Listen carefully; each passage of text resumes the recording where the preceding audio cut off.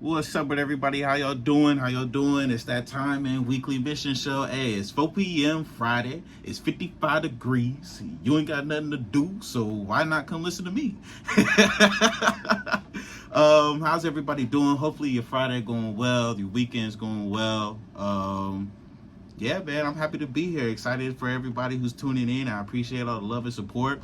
Before we get started, obviously, we got our regular scheduled program. We're going to talk about the sports and everything, but I wanted to talk about something different. Just for the intro, KSSU surprised me with a little thank you card that they did for me. You know what I mean? And I wanted to talk about just what that means and just for me personally, because there was something that happened at work earlier. I work at the San Pernell Community Center over there off 24th. Shouts out to all the, brothers and sisters that I be, that be over there. One of my coworkers today, there were some speeches that were given at work, and it, kind of touched him. You know what I mean? Because, and speaking to him, he told me, he was like, man, it's rare that you really hear nice things being said about you. And I mean, when I say about you, I mean kids that grow up, or people that grow up and have to grow up in tough environments in the inner cities. It's a certain way when you grow up, that it's a certain way that you have to carry yourself, a certain way that you have to conduct yourself. We're taught to put our feelings to the side. We're taught to, be men, be providers, men don't cry, blase, that whole thing. And a lot of the times that affects us, for a lot of us, that affects us until we grown, where relationships with people can't be developed, because we're just a certain way to where we feel like we have to hide our feelings and hide our true emotions from the world, because that's the way that we were taught since we were youngins. And to hear the good things that was said about him, it was kind of, you don't hear that often. And that's kind of the same thing that happened to me, with the thank you letter. For shouts out to my dog Hector, and Finn for the drawing. You know what I mean? It's rare that, at least for me, I'm constantly on the go 24/7, trying to find ways to improve, trying to find ways to just be better. And not even on the financial aspect, but just as a human being and as a person.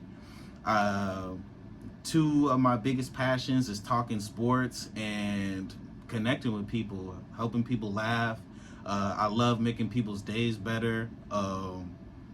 So with that, I kind of forget, I get tunnel vision at times. I'm not really worried about how I'm personally feeling or what I might be going through. I kind of put that on the back burner and really just focus on how to make everybody else's day better. And what that causes for just me in specific is, I'm not really thinking about how I'm feeling, or I might not even be recognizing the emotions and the feelings that I might be going through at that time, because I'm just worried about everybody else. And to have this thank you card, and for even at work, the connections that I make, and the smiles that I put on everybody's face at work, is definitely fulfilling. And to have this thank you card, and just really forces me to just kind of reflect on wow, I have been going at this for quite some time now. And you know what I mean? And just being at KSSU, when I used to walk past and not realize what this was, and that I'd be doing it for probably, what has it been, a little over a year now. And the connections that I made with KSSU, the people who tune in and watch every week, you know what I mean? I really got to take a step back and really think man, I'm really doing this. You know what I mean? On top of trying to get my master's, on top of still working, on top of having a family that I have to help out and support. Doing all this at only 24 years of age, I'm proud of myself, and I'm proud of not just me, but everybody who's in a situation like myself. You know what I mean? Where you're placed in positions where how you feel might not matter at this certain point in time, or people might not really even care, honestly, about how you feeling. You know, they see that you got a smile on your face. They see that you know, are the energy a lot of the time. So a lot of the times people like that don't really get checked on. So I want to say thank you to the bottom of my heart to not only KSSU, but the community center, to everybody who I talk to and engage with on a day-to-day basis. Everybody who gives me advice and tells me to keep going, tells me that they're proud of me. That really keeps me going and helps me to do what I do. And yeah, I really just can't thank y'all enough and how much I appreciate y'all. And that's a beautiful segue, because my dog Mateo, who I just met today actually, has an event that's coming up called the Hope Festival. That's today at 7. It's on Dry Creek Road, I believe, 4345 Dry Creek Road. It's at 7. I know everybody got the Tyson fight. Trust me, we are going to get into that later on in the show. But we got the Tyson fight. It's at 7. So after the fight, head on over. It's free. Let me say that again. It's free admission. You don't got to pay for nothing. You just show up. If you're asking questions like, where can I find peace? If you're asking questions like, does my life matter? This is the festival for you, to help instill hope in people in Sacramento, all around the world. Why did I say in Sacramento, all around the world? Come on, bro. It's Friday, it's 4 p.m. I'm kind of tired, but we still thugging, man. But yeah, this festival is just to instill hope, instill positivity, especially for the youth, man. A lot of the youth, man, especially now in today's time, it feels like they're just kind of shorthanded. They don't really have people. Some of them, not all.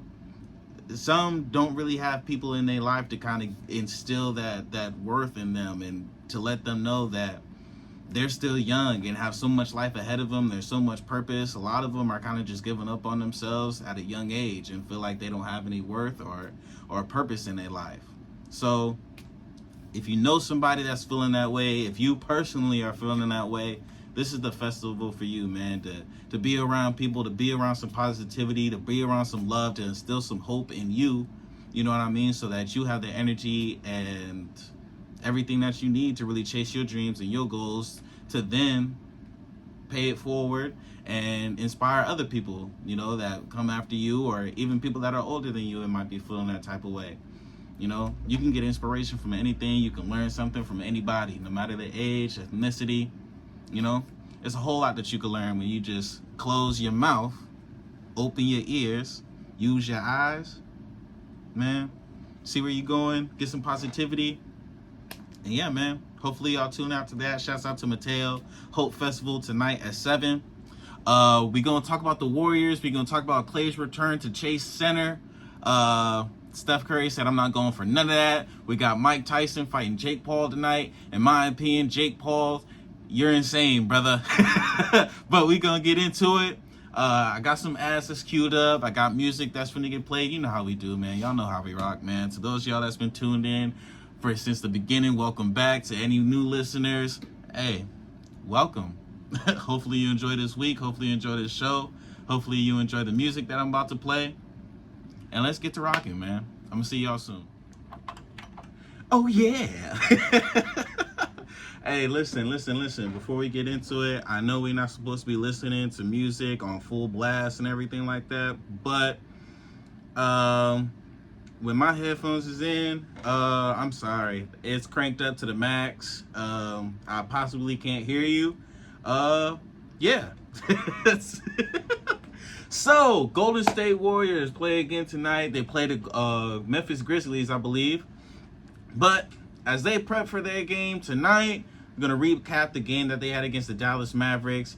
Everybody knows the in-season tournament is back and in full swing. Instead of calling it the in-season tournament, they call it the NBA Cup. Kind of, you know, dabbling into the soccer vocabulary there. You know, but who am I? I'm just, you know, a podcaster. So let's get into the game, man. Warriors, if you didn't end up seeing that game, Warriors ended up taking that game 120 to 117. Klay Thompson, yeah, you know, hey, listen, before we get into that, if you're gonna walk past the window and I wave and I do whatever. For those of y'all that don't know, there's a big window in the radio station to where you can see out and see like students walking past, or faculty and stuff like that. And there's a lot of people that like sometimes stand at the window, like will wave or like see me in here doing my thing, and like just like want to see what I'm doing, which is cool. I don't mind that. Like I was talking about earlier, I'm all for connecting with people. But if you're gonna walk past 3-4 different times and stare into the window and like, you know what I mean, and I wave, and not only do you not say something, but you look at me like I'm a weirdo, I'm finna start turning on Sparky and going outside, and yeah. Just all right, come on, let's not be weirdos here, right? Y'all see me here every Friday. I wave, I smile, I do what I do, and it be the same people that walk past and act like they don't see me. You see me here 3-4 weeks in a row, brother? Sometimes, sister. Come on now. But like I was saying, it was a great game. Both games, the Sixers played the Knicks, I believe, that same day too. Knicks ended up taking that game right there. But for the Warriors and the Dallas Mavericks, this was a heavy game. Not it just being an in-season tournament game, but it's Klay Thompson's return back to the Chase Center. Highly anticipated. Obviously, the Warriors had a tribute video. Yeah, they had everybody speak for Klay's return. One thing that was interesting to me is Draymond. He said in his video that I never thought that I'd be the one saying welcome back to Klay. If I ever meet Draymond or ever had a conversation, I'd want to ask him, like, did he feel like he was the one out of the three who was going to leave first? That's an interesting topic to me, because that was just interesting. I don't know, but great game. Kyrie, Luka, they did their thing. Luka had 31, 8 and 6. Kyrie 21, 3 and 6. The biggest thing about it though, Dallas Mavericks don't have Steph Curry. Steph Curry put up, oh my God, dang near 40 points. Had 37, 9 assists, and 6 rebounds. And then himself alone, him personally, at the end of the game, went on a 12-0 run to not only get the Warriors back the lead, but ice the game with multiple threes. He had it driving downhill, getting to the basket. It was definitely interesting to see. And even though Klay Thompson did what he did, right, having 6 threes, having 22 points, it's just not Curry, man. Like, it's just not. Like, you don't ever know when he's just going to be able to flip that switch and kick it into another level. And once he does, it's kind of curtains for anybody else, honestly. It was tough. I know both teams, especially just players individually, I feel like Klay Thompson and Steph Curry were definitely, this was the game that they had circled on their calendar. Not only just for the win, but wanting to play exceptionally well. Because what a lot of athletes have to deal with is a lot of like criticism and critics and like these fake narratives that people want to put out. So, who knows what they're hearing behind the scenes. If Klay needed Steph, Steph needed Klay. And not to say that impacts them and their personal relationship, or even, how they play on the court. Obviously, they're both multiple-time champions. Steph being an MVP, Finals MVP at that too. So not to say like that really like plays a factor in their day-to-day life, but obviously they're competitors. So I feel like if one person came down, say Steph came down, hit a 3, Klay, he comes back on the other end, he's looking to answer, he's looking to respond. You know what I mean? It's just both of them was trying to outdo one another, and it was a great performances by both of them. But like I said, it's just different when Curry got the ball, man. 37. I believe he hit 6 threes as well. If not, I believe the minimum was 5, especially the couple threes that he had late in the fourth quarter. And after the dagger that he had, obviously he hits his good night celebration. He runs to the other side, runs into the stands and say, you better stay here, you better stay here. Grabs his jersey. Basically, Oracle, Chase Center, that's Steph Curry's house. If it's Golden State Warriors, that's Steph Curry's everything. That's his bathroom that you're using, even if you a fan. So, it was crazy. It was tough, man. Like I said, the Mavs, they came out there and did their thing. I feel like the Mavs needed Klay Thompson. They needed extra shooting. They needed guys that could be out there and hit the three ball and space out the floor, especially when Luka has his times where he has to take over. Even Kyrie, they have those moments where they're going on their flurries, where they have to score multiple buckets in a row for their team. A lot of that be downhill buckets. So being able to spread the floor and get them space they need to drive and get to the basket the way they need to do to open up other parts of their game is definitely what the Mavs needed. On the other side, with the Warriors, Buddy Hield, even though he had only 14 points this game, he's been balling for this entire season, and definitely a key element for what the Warriors needed for their own personal success. I believe last year, and a couple other years when, like, you know, besides when they were winning championships and back-to-back and 73-9 and all this other crazy stuff, they've had high success, but in those moments where they are struggling, it kind of feels like it's Steph Curry or there is no win. And what I mean by that is, offensively, for the Warriors, I feel like their biggest issue that they had, especially like last year, was it was Steph Curry providing a lot of the offense. You know, it was tough for other guys to get in rhythm, other guys to get going. Yes, they've had Jonathan Kuminga. They've had other guys who like can put points up, but in those late crunch time situations, it seemed like it was Steph or, you know, other guys would kind of find struggles within the offense and everything like that. On top of defense not getting stops consistently and turning the ball over. You know, the Warriors with their type of style of offense, when they're supposed to be able to take care of the ball, they have to be able to take care of the ball, right? That's just fundamental basketball if you're any other team. But with the Warriors specific, with the fast-paced style that they have, the way that they move the ball, create for open shooters, getting to the basket and everything like that, just creating open shots for open players and playing smart, genuine basketball, you have to be able to take care of the basketball to do that. That's the main part. So with that, them only having, they dominated this game. 7 blocks to the Mavs 1, 13 steals to the Mavs 8, and 12 turnovers to the Mavs 17. Even 54 points in the paint like that. Honestly, when the Warriors play like how they played against the Mavs, and then you have Curry who gets into that fourth quarter and goes on that personal run where he's just, I'm going to make everything and I don't really care who's guarding me, they're a tough team to beat. Especially, like I said, with Buddy Hield, having an extra guy who can get his own bucket and hit open shots to spread the floor out to take some of that pressure off of Steph Curry. Obviously, they had other guys, like I said, Kuminga, Andrew Wiggins, and everything like that. But having that main guy that can be that bucket getter when Curry might be having an off night was definitely essential and important. Now, Mike Tyson versus Jake Paul. Jake Paul, let me talk to you, brother.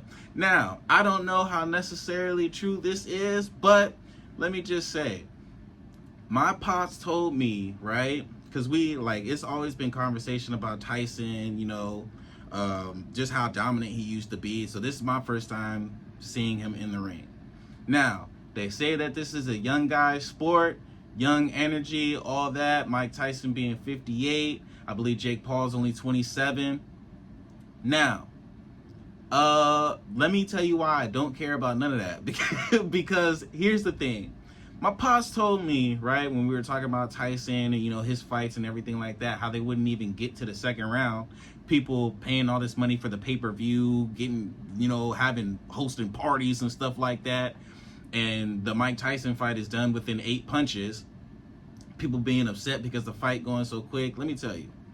So, Mike Tyson, I believe he was incarcerated. He went to jail at some point in his life, but then came out, right? Gets out of jail, gets to the fight, showing up in black shorts, black shoes. I don't even know if they had a logo, no socks, not even a robe. You know how some fighters be walking out with a robe on and like they be jumping around? No. Serious face, and no shirt, black shorts, black shoes, no logo, and no socks. Brother, Jake Paul, this is for you specifically. You don't mess with somebody like that, man. Somebody like that is literally looking for trouble. Looking for trouble. There's some people that avoid the drama and avoid everything, you know, that life has to bring. But there's some people that look for it. Mike Tyson is one of those people. bit somebody's ear off. Let me say that again. Bit somebody's ear off. Man, you don't mess with somebody. You don't get in the ring with somebody. A sanctioned fight. I don't care how much money you getting. And you are getting the bag. Let me say that now. You are getting the bag. Definitely. I never hate on somebody that's getting the bag, getting straight to it. But at what cost? Your health. Health is wealth. You know what I mean? Health is wealth. So if you're not healthy enough to really have the money work for you and do what you need to do, then what's the point of getting the bag if you can't even, you're not even finna be able to see yourself receive the bag? Now, I will say though, Jake Paul has surprised a lot of people with his success in boxing. You know what I mean? I didn't even expect him. I don't know if that was him or his brother who fought Nate Robinson. I believe it was him. I didn't even expect him to make it out of that. Nate, you still let me down, my brother. I hope all is good with you as well.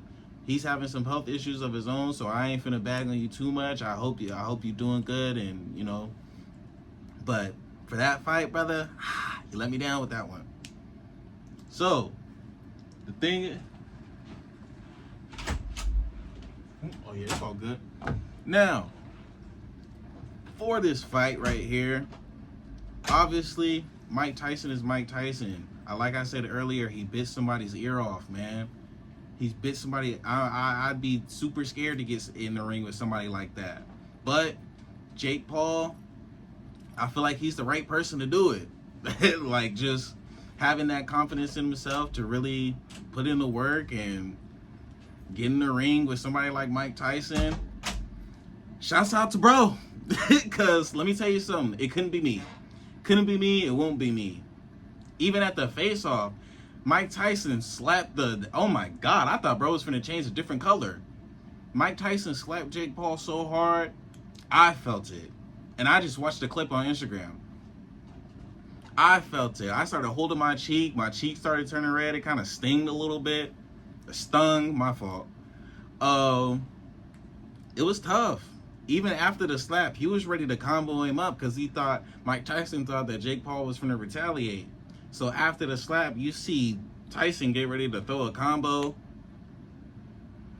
It's at 58. We talk about LeBron. At 58, you're not supposed to be moving like this, man. What's up? Look, hey, Mike Tyson and LeBron, let me talk to y'all for real. What are y'all eating? Like, what's y'all daily? Like, what's y'all diet? What's y'all workout routine? Let me get on that as soon as possible so I could be 60 years old out here. I can't go to the league. I can't go to boxing or nothing like that. But I could go to your local 24-hour fitness and meet some young dudes when I'm 20 or when they 24. I could give them some buckets. I'm on that LeBron workout. I'm on that Mike Tyson diet, man. But honestly, the fight should start. It's supposed to start at 5. If you got Netflix, tune into it. You know what I mean? After this show right here, I'm definitely finna be logging in and on my way home driving, watching it. And if the fight's over before I get home, you know, can't do nothing but say I told you so. But can't underestimate your opponent, man. Also, another thing, since we're talking about boxing, we have the Causeway Classic coming up next, I believe, Friday. That's the 22nd. Between UC Davis and Sacramento State. Sacramento State, obviously I'm biased, so I'm rocking with them. But it's a lot of great talent, a lot of great boxers, a lot of great future talent as well that we could possibly see in an event like this, you know, headlining their own fight. Combat U, shouts out to Dr. Luke Wood, shouts out to Brian. You know, all those coaches, everybody at Combat U who's been, you know, training, all the fighters, training, doing what they could possibly do to be in the best shape that they could be to showcase their talents in the ring. It's not only just for boxing, but they got, you know, UFC, they got Muay Thai, they got all types of stuff to where if you're just a student that's going to Sac State and you like combat sports, Combat U is the place for you. Now, I would register as quickly as possible because especially after the Causeway Classic, it probably going to be a lot of people who are registering, and what that means is it's probably going to be a waiting list. So, if you're interested, I'd go and register as quickly as possible to avoid that waiting list, because they already got about 700 people that done signed up, close to 800, and it might be even more since the show. I'm not too sure, haven't done the calculations on it, but reach out to who you need to reach out to. Type in Combat U, Sac State, register. Hopefully you get your answers from there, man. Honestly, that's gonna do it. We still got 20 minutes. I'm finna play some music. I'm finna, just vibe out, That's what I like to do, man. It's Friday. It's going into the weekend. Everybody's had a stressful, long week. I just like to come in here, provide some vibes, provide some energy, some positive energy, so where people could go into the weekend, happy, excited, whatever plans you got. Thanksgiving's coming up soon. You already know I'm finna be driving around with my plates, making my little rounds. So, hey, cousins, family, shouts out to y'all. You're gonna see me soon. But I appreciate y'all for tuning into the show. Thank you for always showing the love and support. I really do genuinely appreciate y'all. Shouts out to KSSU again for just everything, man, for the opportunity for me to get into this radio station and showcase my talent, provide laughs, provide positive energy for people, bring guests on, you know what I mean, and just have my fun with it, man. Sky's the limit for me, I feel like. So just keep going, keep pushing. And that's the same thing for everybody else out there, I had the little message earlier that people are, especially in the inner city, they suppress their feelings a lot. We're raised to be that way. But just know, as long as you still 6 feet above ground, you still breathing air, you still got a whole life ahead of you. It's never too late to change the outcome of your life, really. Just don't be afraid to take those steps. Don't be afraid to ask for help. You know what I mean? That's my biggest thing too. And you're doing enough, man. As long as you're just getting better, 1% better each and every single day. Shout out to the 1% Flow podcast too. Absolutely. Salute to y'all. But that's the true message right there. 1%. Just as long as you get better each and every single day, sky's the limit for you as well. There's room for everybody. There's money out here for everybody. Stop hating on the next man and see what you could do better. But I'm gonna stop rambling. I'm gonna play a little bit more music, get up out of here. Tune in next week, Weekly Mission Show, 4 p.m. Also next Saturday too, be broadcasting the Sacramento State versus UC Davis game. So, hey, catch your boy there, man. Until then, it's been DJ Mission. Love and appreciate every single one of y'all, man. And I'm out, man. Y'all be smooth. Peace.